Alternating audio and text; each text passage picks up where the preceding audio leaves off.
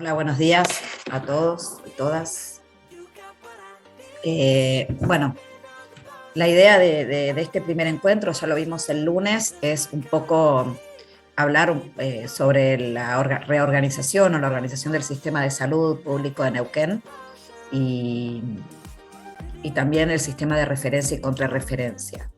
Y es importante hablar en esta instancia de esto, porque muchos cuando rendimos concurso más o menos estudiamos el sistema de Neuquén, otros lo vamos aprendiendo a la medida que vamos trabajando y otros no lo aprendemos nunca, por lo cual cuando empezamos a aplicar algunos sistemas de telesalud que tenemos disponible, no entendemos por qué las cosas se hacen como se hacen y a veces nosotros mismos, aparte de los usuarios, hacemos ruido y la verdad que no les llevamos una buena información a los usuarios.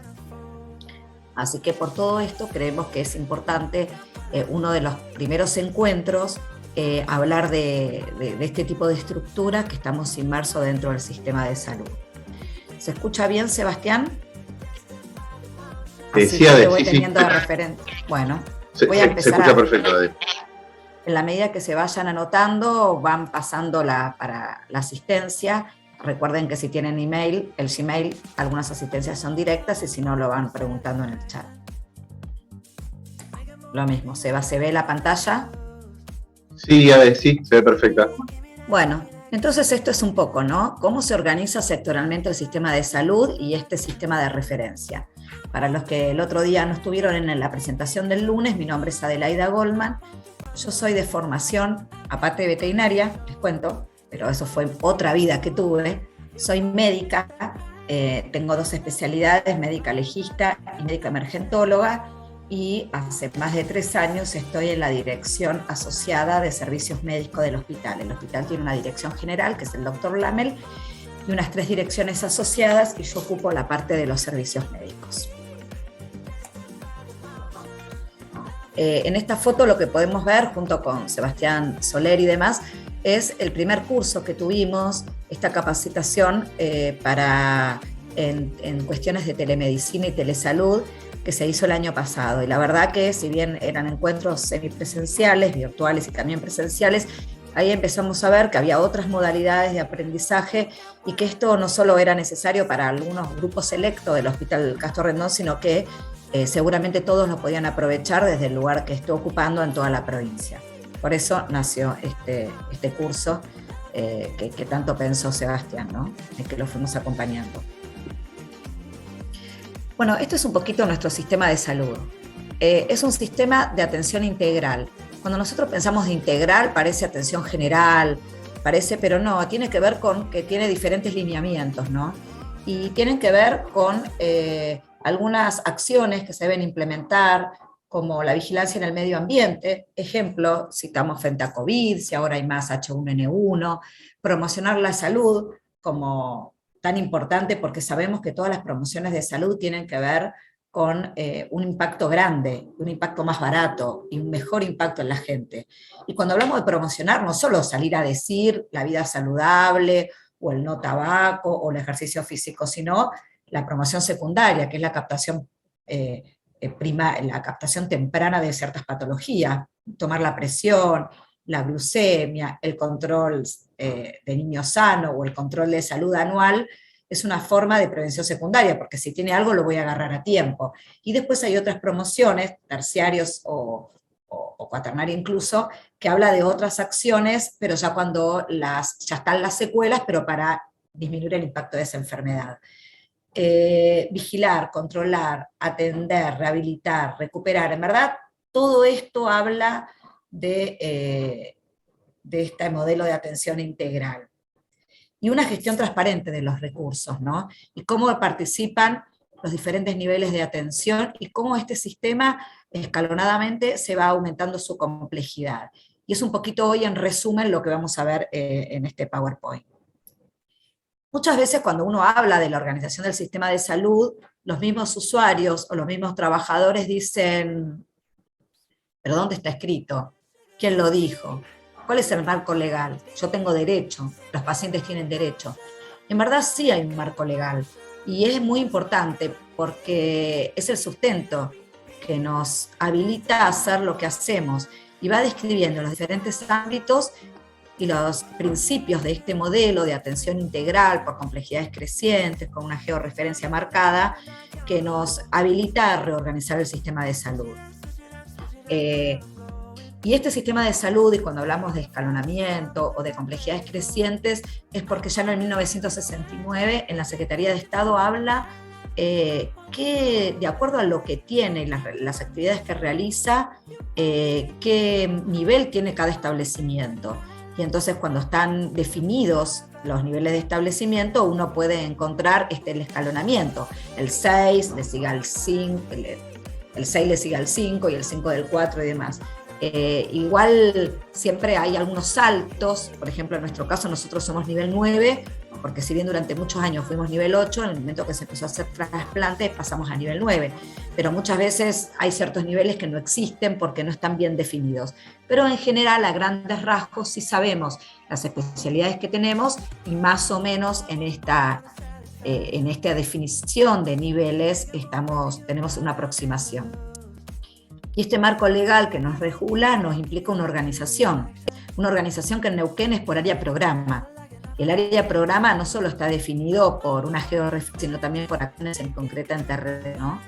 Y eso me permite organizarnos, ver qué necesita nuestra área programa, qué acciones vamos a hacer y qué acciones no vamos a hacer en terreno, si no vamos a tener que, a partir de ciertas acciones, ir orientando a los pacientes para que vayan subiendo de nivel, para que se vayan resolviendo o estudiándose algunas patologías que no se pueden resolver en un nivel local.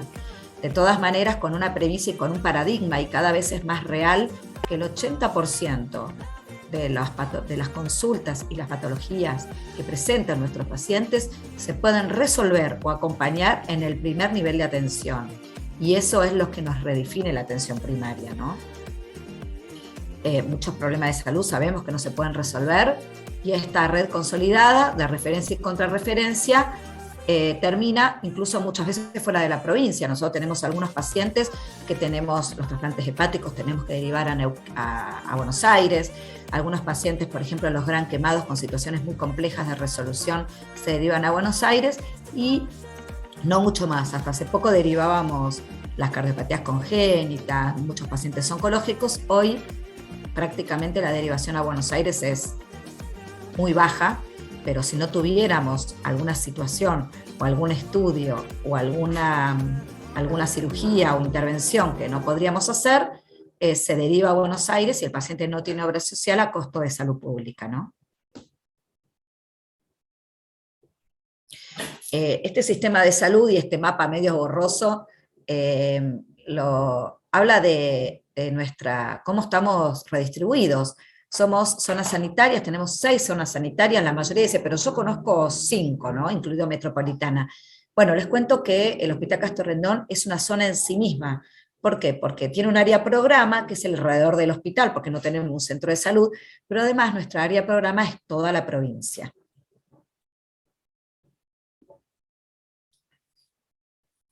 Y este sistema, que en público tiene estas zonas sanitarias, con su jefe de zona sanitaria y demás, tiene diferentes modalidades de atención y accesibilidad de acuerdo a la mirada y la perspectiva que tenga. Y acá les voy a plantear un ejercicio que tal vez muchos que tenemos obra social lo ejecutamos, pero la gente que no tiene obra social no lo puede ejecutar y realmente le va mejor en algunos casos. Cuando a uno le duele la cabeza, muchas veces la lógica del privado es, me duele mucho la cabeza, voy a pedir un turno con un neurólogo. Y la accesibilidad está. Ahora, depende de la cantidad de plata que tenga, se puede pagar el coseguro o no, o la obra social, o incluso si lo pago en efectivo, ¿qué tan rápido voy a acceder a ese especialista? Si me duele el estómago, muchas veces pedimos un turno con un gastroenterólogo. Y si me duele la pierna y la rodilla, y hace mucho estoy dando vuelta, pido un turno con un traumatólogo. Esa lógica, que es una lógica de mercado, que yo pienso a qué especialista tengo que ir, y qué especialista va a saber más de la cosa y que me puede resolver, es una lógica que sale mucha plata, que consume muchas especialidades y que en definitiva nos va fragmentando nuestro nivel de atención y no generando esta atención integral que necesitamos con el médico de cabecera, que es el médico general o el médico clínico. va a ser una mejor atención. No digo que por ahí eventualmente el médico general o el médico clínico no tenga que terminar derivando al especialista, pero una vez estudiado y focalizando el problema, y después vuelto al médico general o al médico clínico como médico de cabecera para que me acompañe en aquello que el interconsultor recomendó, o en el caso de que sea una patología muy grave y que sea necesario que siga el interconsultor acompañando al médico clínico, al médico de cabecera. Porque si yo tengo en toda la provincia part-time, obviamente no voy a poder ser médico de cabecera de todos los pacientes. Pero si aún tendría 40 neumonólogos, a los pacientes les iría mal, porque no somos un pulmón, un riñón, una rodilla. Entonces, estos paradigmas diferentes, que son paradigmas de atención no solo por la falta de recursos, sino por la optimización de recursos. ¿Dónde los recursos los voy a poner y a los pacientes les va mejor? Diferente al privado, a veces se confunden, y mucha gente que se inserta en el sistema público tiene una demanda diferente del que el sistema público puede dar y tiene pensado dar. Y entonces a veces se generan algunos ruidos que, bueno, que de todas maneras, como tenemos un marco legal, un marco de organización y un marco donde hay una planificación, nosotros estamos bajo la planificación del plan quinquenal. El plan quinquenal se presentó hace unos años, engloba hasta 2023, y donde está planificado y decían los diferentes ejes temáticos hacia dónde, cómo estábamos organizados, cuáles eran los desafíos, qué estaba pendiente y demás. Entonces, en ese plan quinquenal nosotros estamos englobados cuando nosotros decimos que hacemos lo que hacemos, aunque mucha gente por ahí se le ocurra que se podría organizar diferente, o que si uno le pinta ir a un traumatólogo de entrada, el traumatólogo tiene que estar porque es la mejor manera de atender. Pero las presiones de los diferentes paradigmas hacen que nosotros por ahí tengamos un marco regulatorio. Y esto uno lo tiene que saber porque muchas veces sentimos presiones de hacer lo que la gente quiere, y alguien me puede decir, no, pero el paradigma es el control del usuario o el derecho de la ciudadanía a atenderse donde se quiera atender. Eso no es así. Cuando los fondos públicos son públicos, nosotros vamos a hacer lo que consideramos que está más, que no solo es más accesible, sino es lo mejor para los pacientes con los recursos que tenemos. Distribución de los recursos como consideramos que van a rendir más. ¿Y dónde van a rendir más? Alentando la atención primaria de salud, ¿no? Yo me acuerdo que hay una materia cuando estudié medicina donde era un año de APS y hablaba de la Organización Mundial de la Salud y demás, y la verdad que era hermoso, muy romántico. La gente habla de APS y dice, ¿pero qué es APS? Bueno, es esto, es que en la puerta de entrada, donde tengo más fácil la accesibilidad, yo tengo alguien que no solo me va a permitir entrar al sistema, me va a garantizar la continuidad de asistencia clara, explicándome el proceso de atención, pero también disminuyendo los costos asistenciales de cada enfermedad. ¿Por qué? Porque si esa misma patología me lo puede resolver un médico de atención primaria, porque tengo que ir a un médico donde me va a tardar más, donde voy a tardar más tiempo para acceder, un especialista, donde seguramente la medicación no va a ser de primera línea, pero además los controles no van a ser en forma y tiempo, porque obviamente tengo 100 médicos generales por cada médico especialista que tengo en la provincia, entonces es una cuestión de distribución de recursos. También va a evitar los ingresos hospitalarios en tiempo y forma.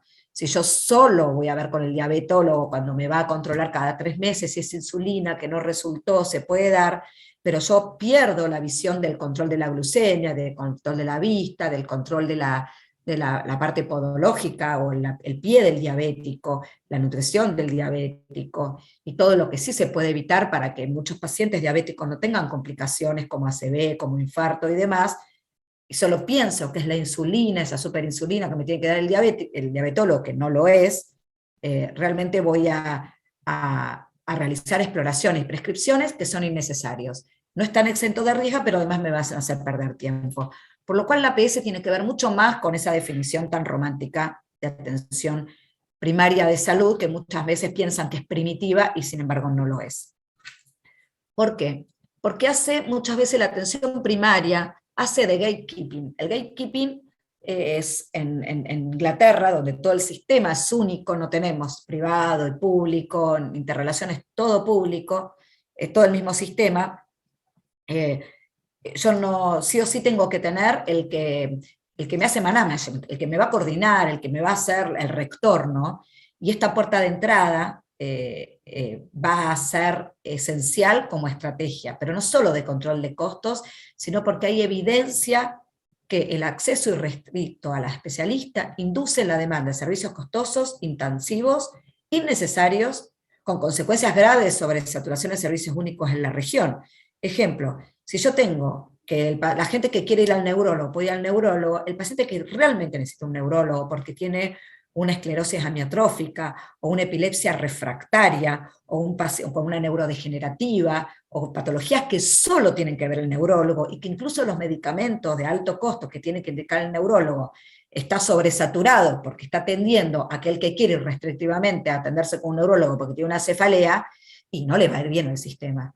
O porque piensa que la cefalea es el resorte del neurólogo y resulta que seguramente una buena evaluación por mi gatekeeping o mi atención primaria de salud con los profesionales que correspondan, tal vez se dé cuenta que esa cefalea que tiene una estacionalidad esté más relacionada con intoxicación con monóxido en invierno, porque tengo un inadecuado elemento de calefacción del hogar, qué sé yo, hogar a leña y no le abro lo suficiente, o por una cuestión de gastos, yo no tengo estufas y prendo el horno y no sé cómo, me tengo que calentar, encierro todo, pero no sé qué situaciones, aún con una escasa de recursos y cuando yo no puedo usar otro sistema de calefacción, puedo disminuir el daño, ¿no? La disminución del daño cuando nada se puede hacer, y no es que la gente a veces prende el horno de inconsciente o se calefacciona, es lo que tiene, pero un buen asesoramiento de atención primaria no solo va a evitar estos síntomas, como, y más en invierno, como la cefalea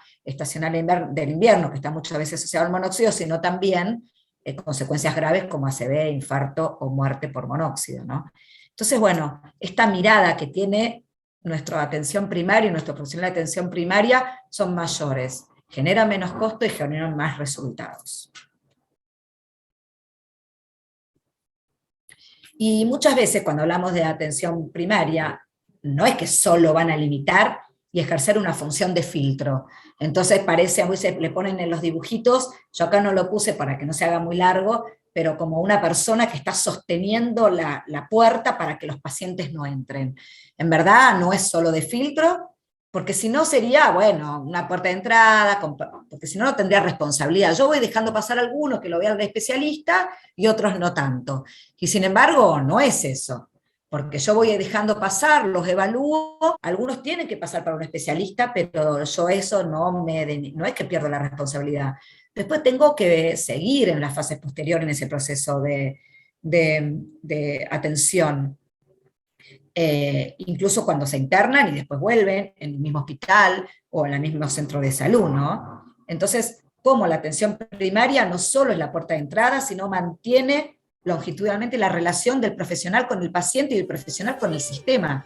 Muchas veces, yo hace un ratito estaba justo generando una auditoría y veía que un paciente que no tiene ningún control con un médico general o un médico clínico del sistema, va a un oftalmólogo, le encuentran una uveitis viral, va a la alta oftalmólogo, dice que tiene un ojo seco, y entonces desde ese oftalmólogo dice, solicita un turno con un reumatólogo.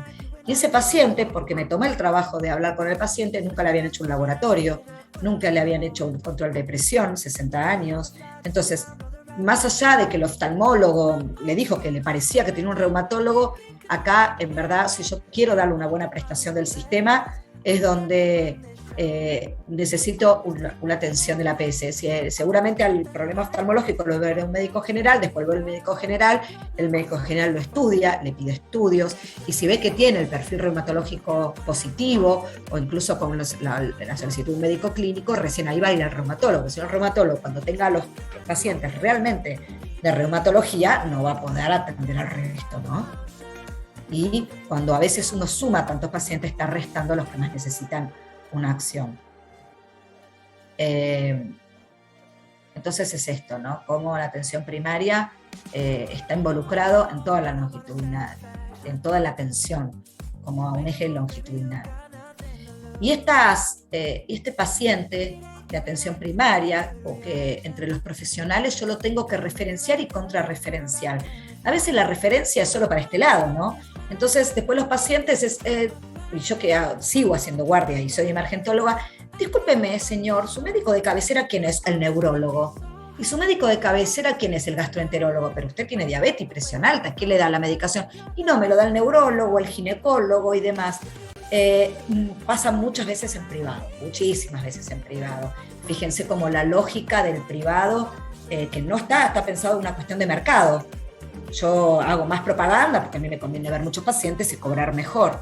No es una lógica de sistema y cómo impera, ¿no? Cuando la lógica de un sistema no tiene que ver con pocas o muchas especialidades, sino dónde me va a rendir y dónde la gente le va a ir mejor. Y eso lo plantean los sanitaristas, que es una especialidad en sí misma, ¿no? Entonces es esto, ¿no? Esto de la referencia, cómo un establecimiento que tiene menor capacidad resolutiva le va a dar a otro que tiene mayor complejidad, una mayor capacidad resolutiva. Pero después ese paciente tiene que volver. Y a veces no vuelve, o a veces los turnos de la vuelta no son tan fáciles. A mí el otro día me decía el neurólogo, me dice, a ver, por favor, le pido por favor que no me den los controles tan pronto. Y yo, ¿pero por qué, doctor? Y porque yo vi pacientes, los vuelvo a citar a los 6 meses, pero veo que no está controlado su presión arterial, su diabetes y demás, yo lo veo por la parte neurológica, y en verdad lo veo a los 6 meses, y eso que tenemos 3 neurólogos, ¿no? Nada más. Y me dice, yo lo veo a los 3 meses, pero en el medio no lo vio ningún médico general, ningún médico clínico. Por lo cual, sus complicaciones o su deterioro neurológico y cognitivo está más en relación con sus patologías crónicas de otro tipo. Y si yo tengo un neurólogo medicando y controlando la presión, hay algo que voy a estar haciendo mal en el sistema, ¿no? Entonces es muy importante la contrarreferencia. Y por eso cuando me dicen, pero la regla, pero yo necesito tener un médico para luego contrarreferenciar en el terreno, para asegurarme que después lo siga viendo y que vaya acompañando a ese especialista, si en el caso de que siga con el especialista, y si no, que pueda adoptar medidas que ese especialista le dice, ¿no? Entonces, hay una necesidad imperiosa de avanzar sobre la integración de los servicios de salud. Ya no solo derivo, sino derivo, refiero, contrarrefiero, desde el lugar que está contrarreferido, lo seguimos atendiendo y entre todos, en diferentes niveles, tratamos de lograr el mejor resultado posible con los recursos que tenemos. Bueno, hasta acá yo no sé si hay alguien que por ahí me quiera hacer alguna pregunta, porque si no después al final van a ser muchas preguntas, pero se entiende el tema es cuál es la lógica sanitarista de nuestro sistema de salud y por qué a veces se generan tensiones entre público y privado, qué está bien y qué está mal, ¿no? Pero sí hay una estructura organizacional donde son los 3 ejes. Yo me acuerdo cuando hace un tiempo fui a un curso, no sé, una presentación sobre roles del sanitarismo y hablaba mucho de Brasil y demás, alguien dijo, si el sistema de salud se tiene que basar en 3 ejes. Y yo pensé, lo tenemos en Neuquén y nos damos cuenta, ¿no? Y esto no es casualidad, por eso ahora vamos a hablar de historia. El eje es la historia única digital. Aparte de San Luis, ¿no? San Juan, que creo que se vendió el Andes en su momento, ahora ya no, es la única provincia que tiene una historia única digital, la única, pública. Y me dice, en privado no la usan, algunos lo usan. ¿Saben por qué no lo usan en privado? Porque no siempre el médico y el profesional obedece intereses del paciente. Si yo soy un médico part-time y trabajo en el hospital, pero a la tarde trabajo para YPF, YPF me diga que yo tengo que hacer un ingreso de un trabajador, y me estoy fijando que ese paciente tal vez tiene HIV, tal vez alguna vez cayó en la guardia por consumo problemático, o tal vez alguna vez tuvo dolor de espalda, pero yo estoy siendo médico laboral, y estoy metiéndome en la historia clínica y de alguna manera le estoy quitando posibilidades laborales. Entonces, hasta que los controles, por eso se hacen bitácora y Andes uno se fija quién entra o no entra, y todavía falta acomodar en Andes algunas cuestiones, todavía no está del todo integrado el privado. ¿Por qué? Porque hay una cuestión de secreto profesional y es muy raro que a nivel público uno cuando se mete en una historia clínica como profesional y dejando la matrícula sellada en el ingreso a la historia clínica, uno lo haga por en contra de los derechos del paciente o en contra de los derechos que tiene ese paciente para acceder a un trabajo, para confidencialidad, para matar algo y demás. Pero en privado no siempre pasa. No digo que en privado siempre se use en contra del paciente, pero el marco regulatorio es mucho menor, porque si entra alguien en una historia clínica de un paciente dentro de salud pública y después cuenta algo, uno lo puede controlar, lo puede ver y puede hacer un sumario directo, porque uno tiene los mecanismos que van en contra de la intimidad de los pacientes. En privado, ¿qué le van a hacer? ¿Lo van a echar? ¿No lo van a echar? ¿Quién lo va a controlar? Entonces, como todavía el marco regulatorio del acceso a la historia clínica, si bien es clarísimo que no se puede, pero el control es muy etéreo, todavía no tenemos la historia única a nivel privado, pero en público lo tenemos todo. Yo cuando veo a un paciente, puedo si lo vi en San Martín, si lo vi en Andacollo, si después fue al Hospital Castro Rendón, si estuve internado, muchos lugares de internación ya tienen una historia de clínica de internación, y eso es buenísimo, porque no pasa lo que pasaba hace unos años. Cuando yo empecé a trabajar en OCADU, me acuerdo que todos los médicos decían, vienes ni siquiera a la interconsulta. O los médicos de San Martín, una vez me llamó la neuróloga y me dice, por lo menos tómense el trabajito de escribir en un papelito, porque yo no sé qué dijo el médico y el paciente no me lo sabe explicar. Eso es un problema que ya no tenemos. Es un problema que no tenemos. Y antes era el 50% de los problemas de las interconsultas. Los pacientes venían sin lo que la pregunta, ni la interconsulta, y el paciente se iba sin la interconsulta. Hay una continuidad. Historia única digital la tenemos. Otro eje es la referencia y la contrarreferencia. Es fundamental. Es como es el modelo de Inglaterra, ¿no? Un buen modelo de salud, no como el modelo de Estados Unidos, donde impera la lógica de que el que tiene plata le va bien, el que no tiene plata le va mal. Si vos no tenés un seguro de salud, no accedes a medicación oncológica, no a cirugías programadas salvo las de urgencia, no a tratamientos crónicos, no. Primer mundo, y parecería que todos queremos el modelo americano, ¿no? O el modelo chileno, que ahora está un poco mejor, pero es un poco el modelo americano neoliberal. Entonces, referencia y contrarreferencia. Y por una cuestión de insumo. Y otra, la última, es la acción en terreno, ¿no? El área programa, la georreferencia, donde yo sistemáticamente, de acuerdo a mi densidad poblacional y de acuerdo a la realidad de la población que vive a cargo y su situación epidemiológica, voy a organizar mi estructura de salud para lograr la mayor accesibilidad posible en el lugar cerca con cosas en terreno. Entonces, área programa, georreferencia, complejidad creciente y decreciente, historia única digital de salud, esos son los tres ejes, y nosotros lo tenemos, así que estamos mal, pero no tan mal, igual tenemos que mejorar porque realmente veníamos complicados y esta pandemia nos terminó de hacer como un tsunami, para mí fue. Pero en el medio fue apareciendo Andes y algunas cuestiones se pueden mejorar. Bueno, nuestro plan de salud en 1970 unificó acciones sanitarias y empezó a desarrollar el sistema con este marco referencial y empezó a transformar las condiciones sanitarias.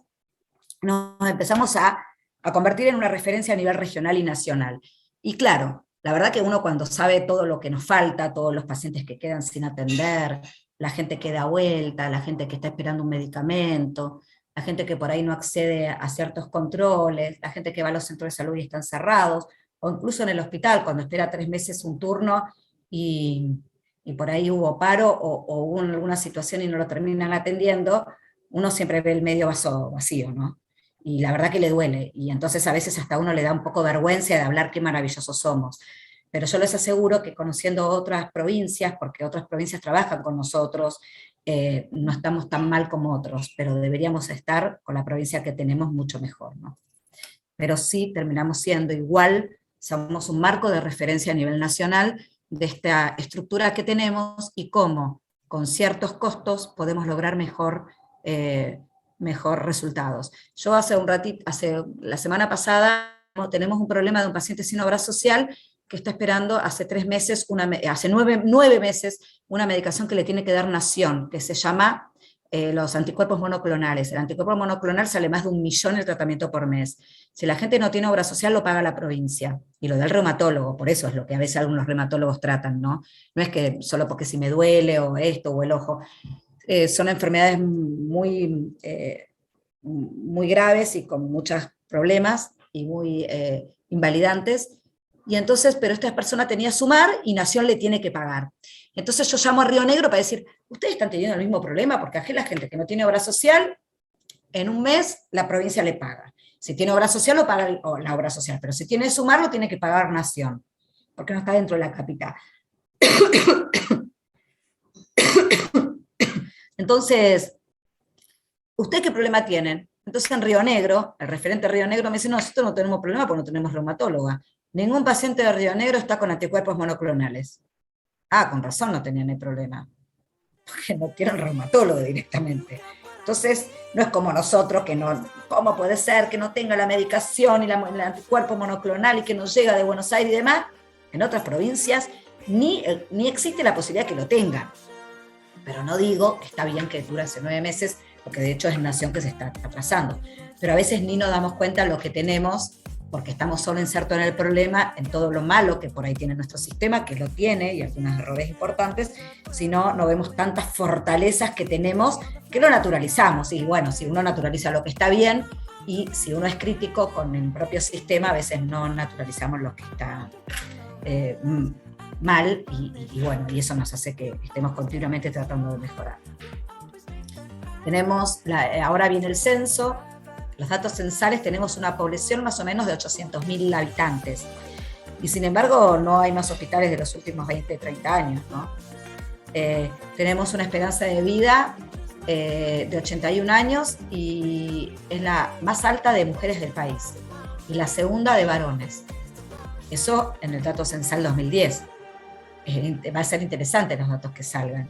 Y tenemos la tasa de mortalidad infantil más baja de la historia y la más baja de Argentina. Entonces, la realidad es que seguramente nos falta un montón y capaz que ahora no vamos a tener tan buenos índices, ojalá que sí, pero me parece que estos son los indicadores que nos tienen que guiar sobre decir, bueno, estamos por el buen carril. Esta organización, que a mí me parece que igual la gente tiene que ir al especialista que quiera, o de las complejidades crecientes, o del área programa, o de la contrarreferencia, o de por qué a algunos le damos ciertos medicamentos, que es el formulario terapéutico, y por eso algunos medicamentos, si bien en privado yo tengo gastritis y me van a dar el lansoprazol, por ahí en público no me lo dan y me dan solo el omeprazol. Bueno, justamente esa estructura tiene que ver que tengo que tener estoy teniendo estos números.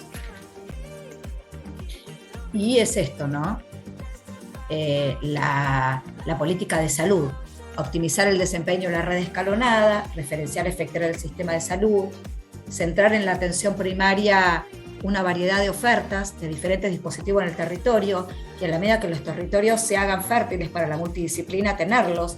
Hoy tenemos en zona 4 que prácticamente, salvo 2 o 3 especialidades, tienen casi las mismas especialidades de adultos, no pediátricas, porque no se justificaría el número que nosotros. O un neumonólogo que el otro día, bueno, me enteré, bueno, San Martín tiene neumonólogo, Villa Langostura tiene neumonólogo, ahora sé que está medio complicado ahí, pero tienen neurólogo, tienen oncólogo, como que empiezan en la medida que va aumentando la calidad, aumentando la complejidad de cada hospital, ¿no? Y se justifica. Urólogo hoy hay en casi todas las zonas sanitarias. Las prestaciones para promover, pero tienen que hacer acciones eficaces y eficientes, porque si yo tengo un neumonólogo, ponerle una especialidad, un urólogo, que solo va a atender 2 veces por semana 4 pacientes, y la verdad que deme a mí el urólogo de acá, que por lo menos yo me aseguro que vea 4 agendas por semana, más el día que hace endoscopía, más el día que entra a cirugía, ¿no? Tienen que ser eficientes, porque si no, o por ejemplo, yo tengo un clínico que también hace guardia, que está todo el tiempo, que está hace 2 días, pero en el Hospital Castro Rendón me pongo firme para que me haga un consultorio por semana, y en otro lugar dicen los clínicos, no, nosotros estamos en internación, no hacemos ningún consultorio. Y sin embargo, en otro hospital tienen mayor cantidad de horas, trabajan más, hacen más guardias, están más tiempo en el hospital y además hacen un consultorio.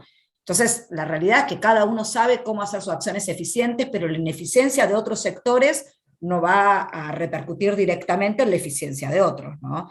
Tiene que ser bastante equitativo la distribución de tareas, y para ser equitativo el acceso a los servicios integrales de salud. La organización del sistema es subsector público, subsector privado, ya lo sabemos, y el sector público está distribuido en una zona central, que está conducido por una subsecretaría de salud, que a su vez depende del Ministerio de Salud, y la subsecretaria me dice, ¿qué tiene que ver entre una ministra y un subsecretario? Bueno, el subsecretario es el que ejecuta, y el ministro es el que acompaña y el que le da el marco referencial y el que va acompañando al ejecutor, que es la Subsecretaría de Salud, ¿no? Y a su vez enlaza con el resto de los ministerios. A su vez el subsecretario tiene como 5 manos derechas, que son los jefes de zona. Y a su vez los jefes de zona van acompañando a los directores de hospital. Y acá, entonces esto es a nivel central, es subsecretario y ministerio, y después está toda la zona, y los jefes de zona los podríamos poner como un conductor central, y después está la red integrada de los establecimientos prestadores de servicio, donde están los centros de salud, los hospitales, las postas sanitarias, las postas de vacunación, en fin. Nuestra red de atención pública son 30 hospitales aproximadamente. Esto está un poquito desactualizado porque algunas camas aumentaron y otras disminuyeron por el tema del COVID. Más o menos tenemos 1.100 y pico de camas, un poquito más creo que ahora llegamos, 84 centros de salud con 105 puestos sanitarios, 7 centros de día, y todo con un modelo organizacional relacionado con áreas, programas y zonas sanitarias. Y también niveles de complejidad. En el ámbito privado, en vez se cuentan con 3 establecimientos de internación, con un total de camas, hace poco eran 700, hoy sabemos que son más de 1.000 en la provincia. Y estos son los famosos niveles, ¿no? Por ejemplo, nosotros le llamamos nivel 1, son estas especialidades. La mayoría de los hospitales cuentan con por lo menos de nivel 1. Incluso puedes pasar en un centro de salud o en un hospital. De hecho, muchos de nosotros tenemos centros de salud que tienen médicos clínicos. O hospitales con lo mismo nivel 1.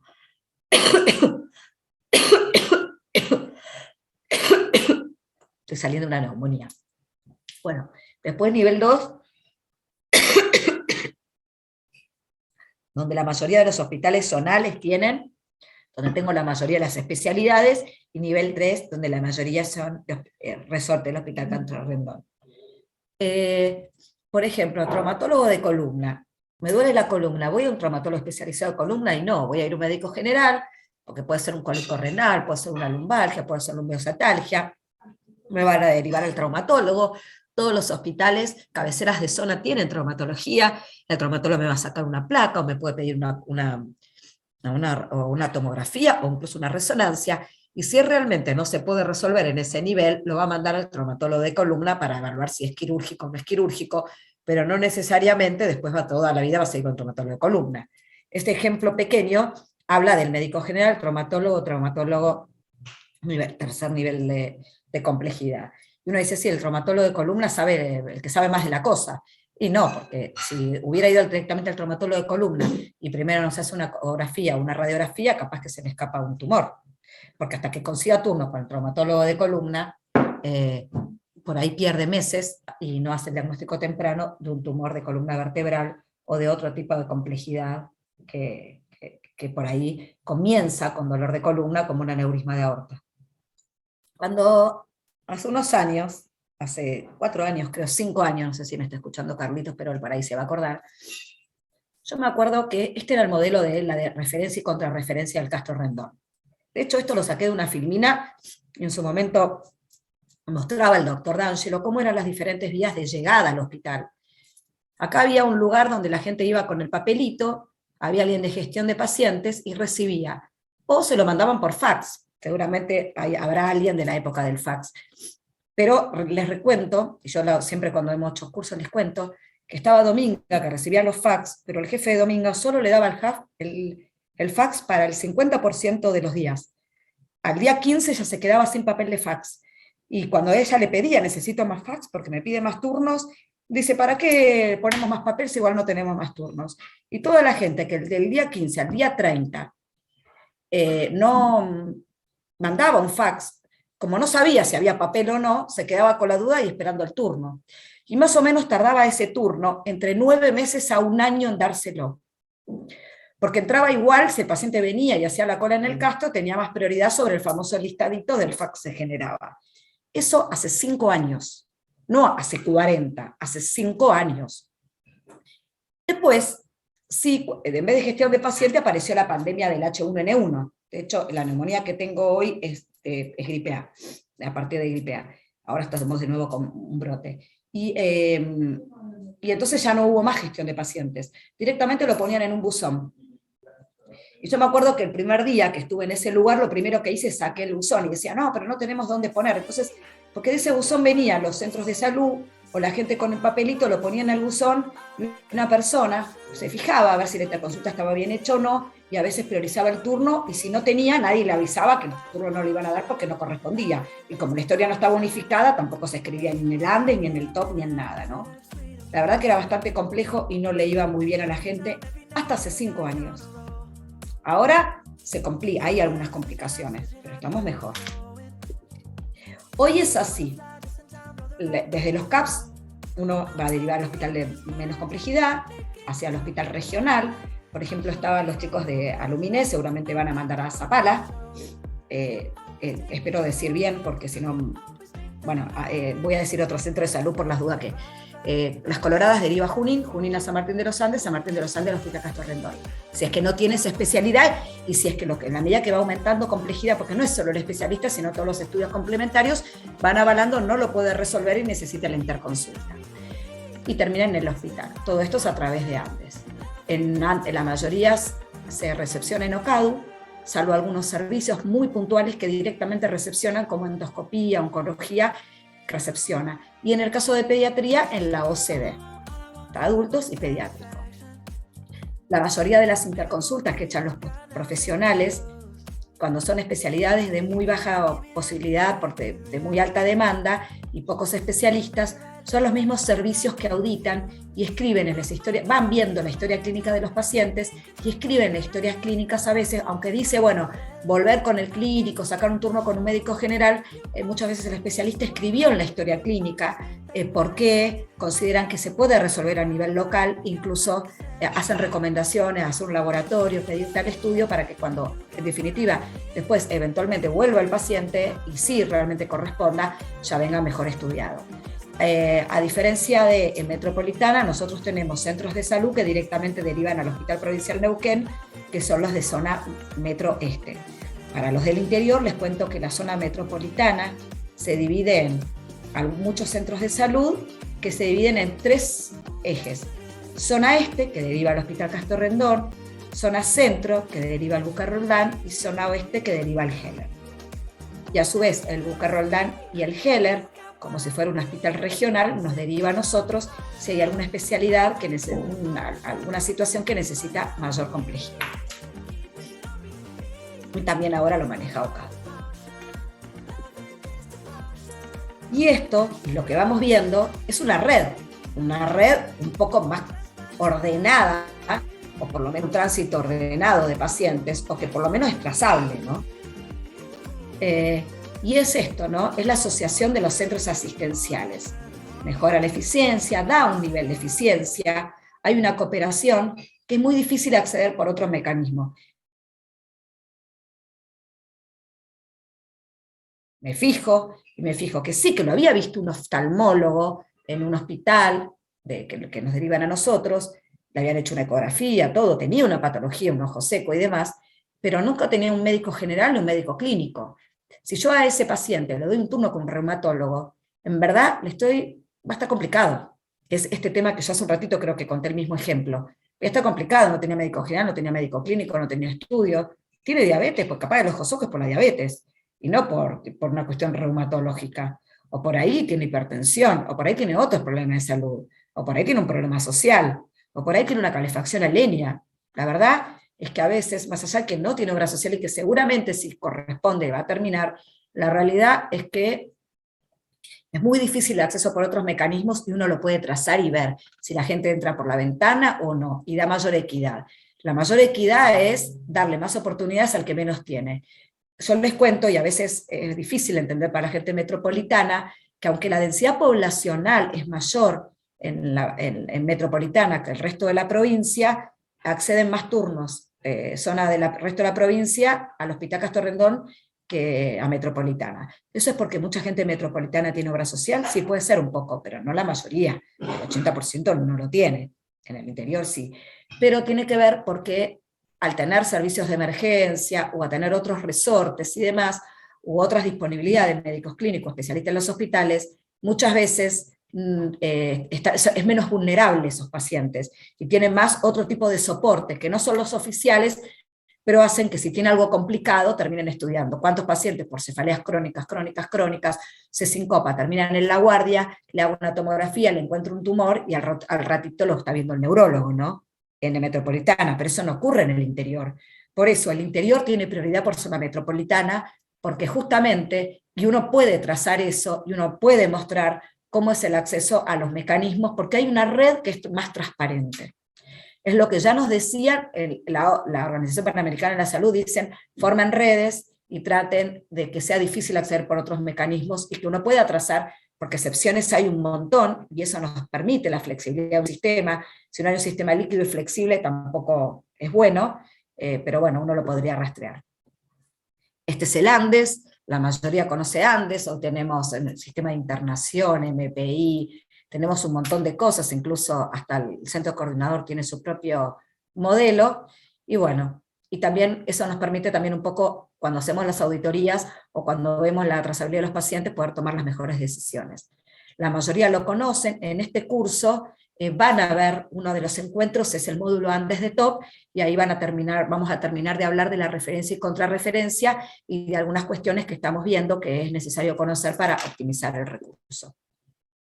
Las reglas, muchas veces, no todos estamos de acuerdo, pero sepan que obedecen a políticas, tanto de un sistema de salud de complejidades crecientes como la georreferencia, y permiten este trabajo en red, esta equidad en el acceso, y lo que trata es resolver la demanda de la atención lo más efectiva y oportuna dentro de la provincia. Aunque por ahí los tiempos no son mis ideales, yo estoy consciente que muchas veces, no siempre, de la obra social, y porque conozco mucha gente con obras sociales, no tiene ni un cuarto del orden en la interconsulta, y incluso pedir un turno con un endocrinólogo a nivel metropolitano con público tiene más o menos 2 meses de demora, salvo que pague una consulta 15.000 pesos, por más obra social que tenga, ¿no? Entonces, y eso a veces cuando tiene realmente justificación y lo deriva un clínico y tiene todos los estudios, tienen también ese tiempo.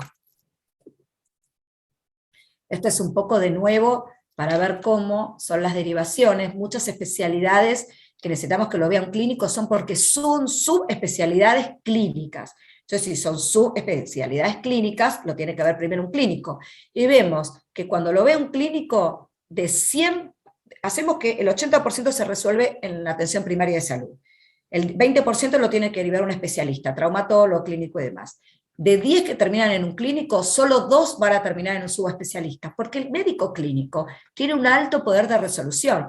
De hecho, el hipotiroidismo, la diabetes, el asma, lo trata un clínico en nuestro sistema, y le sobran conocimientos para tratarlo adecuadamente, incluso a veces curarlo o acompañarlo en su enfermedad y tener una buena calidad de vida. No necesita el asma. Si bien uno tiene la lógica, el asma en privado lo trata un neumonólogo, nosotros el asma lo trata un médico general, su especialidad lo amerita. Y el médico clínico en asma de difícil control, porque el médico clínico pide el laboratorio pulmonar, que sí lo informa un neumonólogo, y después vuelve y se da cuenta, patrón restrictivo, obstructivo, cómo está, en fin, que le doy Montelukast, que le doy esto, que le doy lo otro, ¿no? Entonces, el tratamiento de muchas patologías, la lógica a veces del privado, incluso se mete en la gestión, porque nosotros como administrativos que tenemos, seguimos la lógica del privado y no estamos de acuerdo, y entonces tratamos de continuamente violar las reglas. Pero las reglas tienen una lógica. Bueno, esto es un poquito por ahí la introducción que yo quería hacer, de cómo, por qué, quién lo dijo, dónde está, cuál es el plan quinquenal. Todo esto tiene ejes temáticos que plánticamente lo dicen, cuál es el marco legal, por qué se hacen las cosas que se hacen, qué herramientas tenemos todavía, y que estamos mal, pero no tan mal. Yo por lo pronto curándome.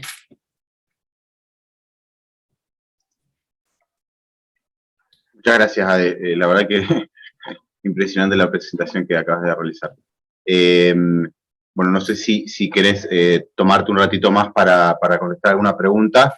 Si no es así, podemos hacer una pequeña pausa de 5 minutos como para estirar las piernas y bueno, y seguir con la segunda parte de la clase del día de hoy. ¿Bien? Y voy a hacer un chivo. en la página del hospital vamos a estar subiendo en la semana que viene el libro de los 100 años del hospital. Y no porque tengan que escuchar, leer el libro del hospital, sino porque es muy interesante, porque prácticamente no tenemos libros, en forma coloquial, que hablen del sistema de salud neuquino. Hay alguno que otro, pero cada uno tiene un punto más, cómo se fundó, esto y lo otro. Y en el libro de los 100 años, que ahora se digitalizó, y va a estar en la página del hospital abierta, pongan Hospital Provincial Neuquén y lo van a encontrar, los primeros capítulos de ese libro habla del sistema de salud neuquino. Entonces creo que lo tenemos que conocer, porque no podemos planificar un futuro o mejorar nuestro si no sabemos dónde venimos. Y realmente yo accedí, yo no sabía que estaba vía digital, lo tenía, hoy lo encontré de manera digital y nuestra idea es subirlo y creo que va a ser muy interesante apropiarnos de nuestra historia y de nuestros lugares de trabajo para saber en dónde estamos insertos, ¿no? Así que los invito a la semana que viene y después también les voy a poner dentro de la clase, después te lo voy a mandar, Seba, el libro de los 100 años del hospital, pero no es tanto para conocer el hospital, sino porque los primeros capítulos hablan de nuestra historia.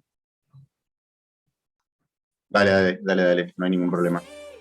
Bueno, recuerden que el que tiene alguna duda puede directamente comunicarse o con Telesalud o directamente mandar un mail, que el otro día lo mandaron, pero es importante que se empiecen a conectar. Recuerden que sí o sí tienen que tener un Gmail, si ya se lo mandaron, porque de esa manera uno puede registrar quién entró o no entró y sirve de forma de presente para ver que haya uno visto visto el aula virtual, ¿no? O sea, que haya ingresado a la charla. Y bueno, y ahora nuestra idea es, al principio no me podía conectar, bueno, pero me alegro que después pudiste, y el tema familiarícense, porque si no se va a empezar a acumular material y después se les va a complicar por ahí entender lo de los trabajos prácticos, y que convendría ya, viste, que lo vayan viendo. Hola, ¿me escuchan? Sí, Flor. Bueno, me presento, yo soy Florencia Ávila, pertenezco al departamento de Telesalud. No sé si ya están todos, como para compartir el power que armamos con Seba. Dale. Ya está, ya pasaron 5 minutos. Nuestra idea con este power es despejar las dudas que nos fueron mandando en toda la semana con respecto a la modalidad y en cuanto al propósito de lo que es la telesalud, de la capacitación.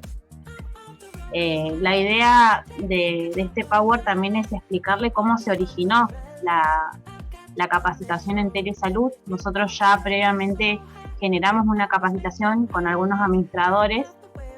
Fue una prueba piloto que hicimos con Seba el año pasado y por suerte nos salió bastante bien. Cómo se originó fue gracias a los nuevos escenarios sociales y políticos, tecnológicos que nos exigen a la organización capacidades de adaptación e innovación constante. En este marco, ante la necesidad de mejorar el proceso de atención y de contar con personas motivadas y preparadas para enfrentar estos cambios, para trabajar desde una perspectiva más inclusiva, capaces de trabajar en red e incluir las perspectivas de los diferentes actores institucionales, ofrece este curso con el objetivo de incorporar la lógica de trabajo. Nosotros, atravesados por el COVID, tuvimos que implementar muchas de las herramientas tecnológicas que nos facilitaron también al momento de la atención de los pacientes. Eso también tiene que ver con eso.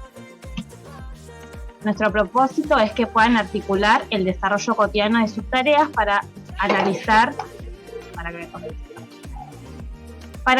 de manera sistemática algunas problemáticas derivadas de las actividades asistenciales, fortaleciendo el rol de cada uno de ustedes para mejorar la capacidad de su trabajo personal y en equipo. Nuestra idea de la capacitación es que lo tomen como una herramienta de trabajo y no como algo más para hacer dentro de su área laboral. Es decir, nosotros queremos acompañarlos con estas herramientas y mejorar también la atención del usuario. Y acá les dejamos, igual este power también lo vamos a subir, les dejamos la modalidad de la capacitación. Va a ser en forma virtual los días viernes de 1 a 3 de la tarde por Zoom. El ID y la contraseña y toda la información se va a brindar también por el Classroom. Además, se van a organizar espacios para hacer entregas parciales de los trabajos prácticos por módulos. Cada vez que se vayan habilitando información de cada módulo, se van a habilitar trabajos prácticos que la mayoría van a ser por múltiple choice y también van a ser para que ustedes entreguen en formato Word.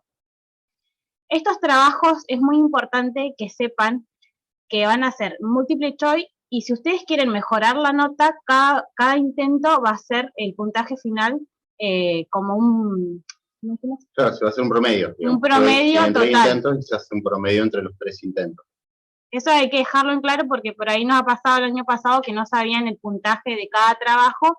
Bueno, va a ser un porcentaje de los 3. Y para finalizar esta capacitación, nosotros le vamos a solicitar a ustedes un trabajo integrador de todo el transcurso de la capacitación, de todo el aprendizaje que ustedes realizaron. El curso dura 10 semanas y con una carga de 80 horas. Y acá dejamos también esto, lo vamos a subir al Classroom, para que tengan en cuenta la importancia que tiene tener una cuenta de Gmail para nosotros. Primero, que van a poder ingresar al Classroom con su cuenta propia, es decir, que nosotros vamos también a poder registrar que cada uno esté ingresando con su perfil. Van a poder visualizar dentro del Classroom todos los materiales por módulos que nosotros vamos a ir habilitando, además de los trabajos prácticos, y van a tener la opción de ver cada clase pregrabada que vamos subiendo por el canal de YouTube. Además, bueno, varios ya han comentado, habilitamos la opción de que puedan generar comentarios dentro de cada módulo. No sé si tenés algo. Sí, sí, por ahí consultar si alguno de ustedes había ya en algún momento utilizado un Classroom o está familiarizado con esta plataforma. Si no es así, podemos dar una pequeña explicación. Compartimos pantalla ahora del Classroom para mostrarles digamos, las partes del Classroom, digamos, y en el caso que, no sé, por ejemplo, ustedes quieren dejar un comentario sobre un material en particular, cómo hacerlo, si quieren ingresar a una clase pregrabada, a qué lugar se deben dirigir, bueno, cuestiones básicas del Classroom, digamos, para que ustedes puedan hacerlo, sin problema. Sí, queremos. Ok, bueno, yo ahora voy a ingresar. Está silenciada, Ade. No, que queremos todos. Ok, listo, bueno, ahí yo voy a compartir pantalla, aguárdenme un segundito que voy a entrar al clase. Perfecto, bueno. Una vez que ustedes ingresan al Drive, bien, o ingresan al Gmail, ustedes se fijan, o en cualquiera de las partes que componen, digamos, lo que es el Google, el paquete de Google, ustedes van a encontrar acá a la derecha, arribita, este iconito que tiene varios puntos. Ustedes hacen clic acá, bien, van a poder ver todos los productos que tiene Google, que son un montón, bien, y puntualmente acá, si ustedes siguen bajando, van a ver lo que se llama el Classroom. Al hacer clic en el Classroom, ustedes van a ingresar al Classroom. En nuestro caso, nosotros tenemos más de uno, entonces nos va a solicitar Google que seleccionemos cuál. Ingresamos entonces a lo que es la capacitación provincial. Bien. Acá, bien, vamos a tener diferentes solapas o pestañas. En la parte de novedades ustedes van a poder ver algunas novedades que nosotros vamos a ir, digamos, volcando en el Classroom. Y también ustedes, como pueden ver, bueno, ya hay personas que hicieron comentarios o han dejado algún material o algo en la parte de novedades.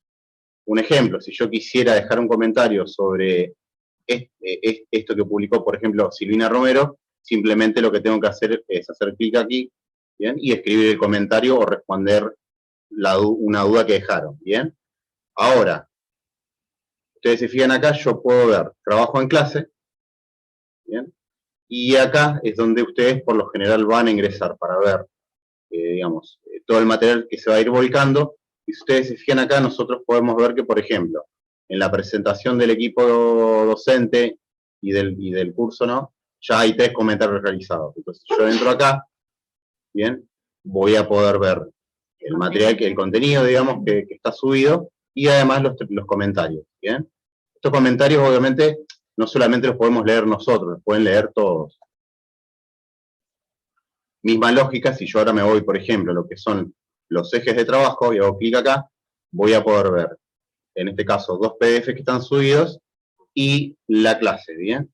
Supongamos que yo hago clic acá en el módulo 1, que es un video, y nos sale un cartel de que no pueden, digamos, acceder al video. Bueno, eso se debe, por lo general, a cuestiones de seguridad que están configuradas en las redes de cada hospital. Entonces, ¿qué se hace?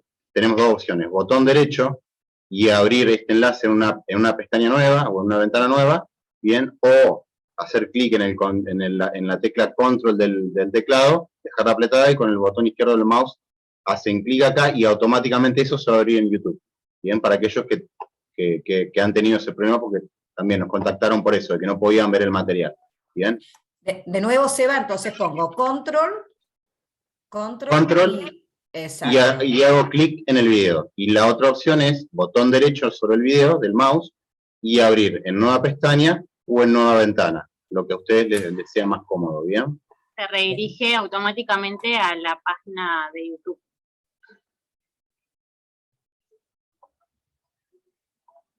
Bien, bueno, otra cuestión que vamos a aclarar. Nosotros, semana a semana, bien, cuando finaliza, vayamos finalizando cada módulo, bien, vamos a ir agregando algún contenido extra, bien, o puede que aparezca, no sé, la evaluación de la semana, bien, pero además, cuando nos estemos acercando al día viernes, o sea, el día jueves, vamos a dejar puesto acá también el link del Zoom. Lo que sí le vamos a solicitar para la próxima clase y que, digamos, y poder hacer lo que es la asistencia automática, porque Zoom nos permite eso, es que se abran una cuenta de Zoom, ¿bien? Va a estar habilitado, digamos, ahora el lunes a partir de las 8 de la mañana, el módulo 2, bien, la primera parte del módulo 2, que es el tema de Zoom. Y ahí ustedes van a encontrar el link para poder abrirse una cuenta gratuita de Zoom. Esto tienen que hacerlo obligatoriamente porque las prácticas que van a hacer, las van a hacer con un Zoom gratuito. El 90% de las prácticas que ustedes van a hacer se van a hacer con un Zoom gratuito. Y además, ese mail que les va a solicitar Zoom tiene que ser el mail con el que ustedes ingresan al Classroom, ¿bien? Porque de esta manera nosotros podemos automatizar el tema de la asistencia, sin la necesidad de tener que ustedes estar escribiendo en el chat quiénes se conectaron. Obviamente, si alguna de las personas que se conecta desde un solo lugar, porque es el espacio físico con el que cuentan, ahí sí nosotros les vamos a solicitar que escriban quiénes están presentes en esa reunión, ¿bien? Otra cosa con respecto a lo que preguntaban recién, sí, todos tienen que tener un Zoom porque es parte del aprendizaje, aprender a hacer una cuenta Zoom, porque después le tenemos que enseñar a otro y demás, entonces sí, en algún momento nos vamos a tener que tener, los que no tienen cuenta Zoom, hacerlo. Y otro es que preguntaban de los trabajos prácticos, si se podía hacer en grupo, y van a depender, no sé si Seba con respecto a eso, la mayoría son individuales. Sí, la mayoría de los trabajos son individuales. El trabajo final, digamos, una vez finalizada la capacitación, hay una parte de ese trabajo que es grupal, ¿bien? Y ahí, bueno, vamos, la idea sería armar los grupos de manera tal, digamos, de que, les doy un ejemplo, que estos grupos sean diversos, digamos, diversos y dispares. O sea, un ejemplo, en el grupo A estará, no sé, una persona que se inscribió de San Martín, otra de Junín, otra de Villa Langostura, porque también la idea de esto es que, está bien, hagan la capacitación, pero que no dejen de tener contacto entre ustedes, ¿bien? Porque... Y que se genere un vínculo también. Exactamente, porque hay cuestiones, digamos, que más allá de lo que ustedes aprendan acá, hay procesos, digamos, en la atención de lo que son los pacientes o en la gestión de la atención de un turno, por ejemplo, que van a atravesar a más de un hospital. Entonces, digamos, van a correr con ventaja a la hora de tener que gestionar una atención entre un hospital y el otro, porque ya por ahí se van a conocer a través de esta capacitación, ¿bien? Esa sería la idea.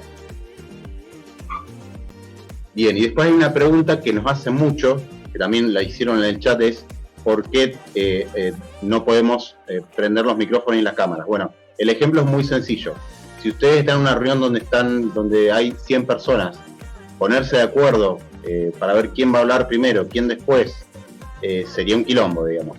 Que todos abran el micrófono a la vez y emitan una opinión también sería complicado, digamos, de llevar una reunión de esa forma. Y después la tercera razón, y muy importante, es que no todas las personas que se conectan a la reunión tienen, no sé, una velocidad de internet alta. Entonces, ¿qué va a pasar? Que algunos que sí tengan buena conectividad van a poder ver y escuchar todos los micrófonos, ver todas las cámaras, y la persona que se pudo conectar a un celular le va a suceder o que no va a escuchar bien o que va a escuchar todo entrecortado. Entonces, para asegurar que la charla que se está dando todos puedan escuchar y todos puedan ver el contenido que se comparte, por eso es que en la reunión vamos a deshabilitar esa opción. Y cuando lleguemos a la parte de preguntas y respuestas, ahí sí habilitamos que ustedes pueden activar el micrófono y la cámara, pero bueno, la idea sería que sea de la forma más ordenada. Si pueden hacer clic en la opción de levantar la mano, nosotros estamos atentos a eso, ¿bien? Y si se dan cuenta de que se respondieron las preguntas y las de ustedes no se respondió, bueno, son libres de abrir el micrófono y hacer la pregunta para que todas las escuchemos, ¿bien?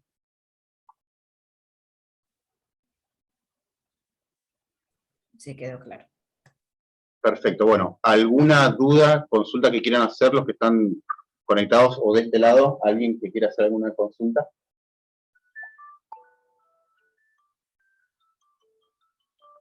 Perfecto. Bueno, si no hay más consultas, damos, digamos, por finalizado el encuentro de hoy. Bueno, y agradecerles nuevamente a todas las personas que se han conectado, a todas las personas que nos han escrito, ya sea por mail o por WhatsApp, y bueno, nada, estamos muy contentos, digamos, por la cantidad de personas que están participando. Si bien en el classroom todavía no están las 200 personas, no han ingresado todas las personas que quedaron inscriptas, pero bueno, vamos casi más de la mitad, digamos. Entonces, eso, nada, habla mucho de ustedes. Y bueno, y aprovechen ahora porque hay que ver las clases y bueno, y ahí están disponibles para que empiecen la capacitación. Por eso mucho es autoadministrado y va a depender de ustedes cómo se organicen porque ya después ya se viene la otra parte de Zoom y bueno, y ya después empieza a acumular y va cambiando de tema y después es muy difícil verlo todo junto, ¿no? Exactamente. Ah, y otra cuestión muy importante que también nos consultaron. Nosotros vamos a subir materiales que van a estar escritos, ¿bien? Pero eso no significa que el material escrito reemplaza a la clase grabada o la clase grabada reemplaza al material escrito. Son complementos, ¿bien? O sea que les recomendamos que lean el material, que para eso está, digamos, se va subiendo material y es para leer, pero además vean los videos. Y hay cuestiones que nosotros vamos a hablar y por ahí entrar un poco más en detalle en la clase de los viernes. O sea que la clase de los viernes no solamente va a ser para que ustedes hagan preguntas respecto a dudas que les hayan generado los materiales, sino que también hay algunas cuestiones que solamente las vamos a hablar los viernes, ¿bien? Y después, cualquier otra cuestión, por ejemplo, no sé, ustedes vieron un material o leyeron un material o vieron un video y no les termina de cerrar cómo está explicado el concepto, o no les termina de cerrar el concepto en sí del por qué lo estamos explicando, o notan que no se entiende la explicación, también son libres de contactarse con nosotros por los medios que digamos, están planteados y hacer esa sugerencia, obviamente siempre cuidando los modos y las formas, ¿bien? Sí, y justamente por eso a veces las clases pueden ser, los viernes pueden ser más breves, porque nosotros tenemos que dejar este tiempo. Si bien el 50% se ocupa para algo presencial y demás, el otro va a depender, y a veces va a haber un montón de consultas y gente que no puede, no entendió, no pudo abrir, no pudo hacer el trabajo y demás, y otras veces va a haber pocas. Pero bueno, como uno no lo sabe, necesitamos esperar y guardar ese tiempo. Bueno, y si terminamos antes mejor, total, ustedes tienen un montón de clases en la semana con otro tipo de horario, ¿no? Por eso el horario es en total, no solo lo presencial, sino está contemplado el trabajo práctico y los módulos que autoadministrados, ¿no? Bueno, yo me despido, hasta luego y nos vemos seguramente en alguno de estos viernes. Chao. Chao, nos vemos. Bueno, nos vemos, muchas gracias, hasta luego.